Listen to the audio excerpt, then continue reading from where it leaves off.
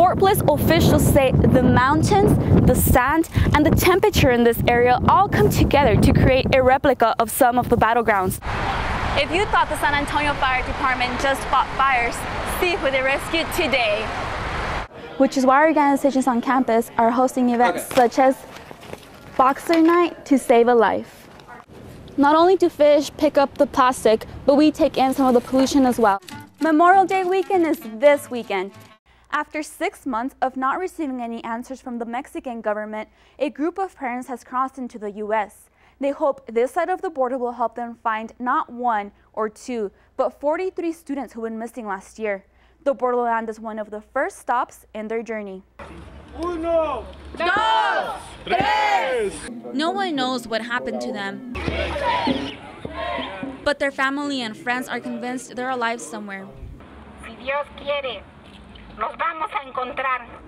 43 Ayotzinapa students were on their way to Iguala City in the state of Guerrero, Mexico last September.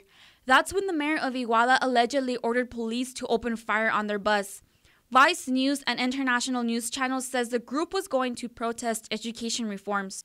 Iguala's mayor denies having anything to do with their disappearance, but a survivor says it was police who attacked them. After a lack of answers from the government, Ayotzinapa students took their voice to the streets in Mexico City. The protest spread internationally with supporters saying, "We are all Ayotzinapa." Actually, it started here in El Paso because we as a border community have also been victims of the violence going on in Mexico. And Ayotzinapa parents are not alone. Other characters who mourned the loss of a child at the rally were victims of missing daughters, sisters, and wives in Juarez. The El Paso Caravan is one of 3 touring throughout the United States. They're set to end their quest in New York City, where they'll present their case to the Inter-American Commission on Human Rights. Reporting live in the studio, Adriana Candelaria, KFOX 14 News at 9. Fort Bliss officials say the mountains, the sand, and the temperature in this area all come together to create a replica of some of the battlegrounds.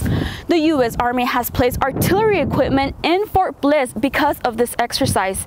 It's the same training exercise that killed a soldier Tuesday morning.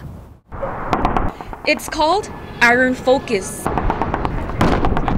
and it prepares soldiers to live in the desert terrain while getting hands-on experience with live fire equipment. It's definitely better. The more times you can shoot the big gun, shoot the main gun, the more comfortable you're going to be when the time comes to pull the trigger on the enemy. It was one of those military vehicles at Iron Focus that ran over Captain Jonathan Wynkoop while he was asleep. The environment, the training that we serve here in the military, that is something that you expect that could happen. Captain Wynkoop was a highly decorated soldier that arrived in Fort Bliss in 2011.